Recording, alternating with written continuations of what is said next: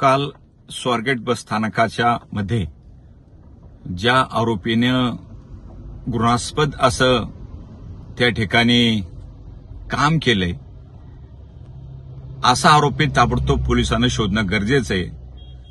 आणि हा आरोपी उज्जैन यात्रेला कुणाला मदत करत होता, कोणत्या महिला भगिनींना त्या ठिकाणी तो नेत होता, याची सखोल चौकशी पोलीस खात्याने केली पाहिजे। याचे हितसंबंध कोणाकोणाशी होते ते ताबडतोब पोलिसांनी शोधले पाहिजे।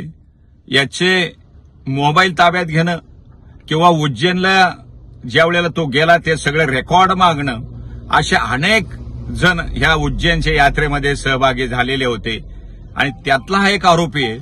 त्यामुळे अशा आरोपीला फाशीची शिक्षा होणं गरजेचं आहे आणि पोलीस खात्यानं संबंधित त्या आरोपीला ताबडतोब शोधून त्याच्यावरती कारवाई करून हा कोणाकोणाच्या घरी जात होता, याचे हितसंबंध कोणाकोणाशी जोडलेले होते ते शोधणं गरजेचं नाही। त्या हितसंबंधितावर पण कायदेशीर काही कारवाई करता येते का याचा पण शोध पोलिसांनी घेतला पाहिजे।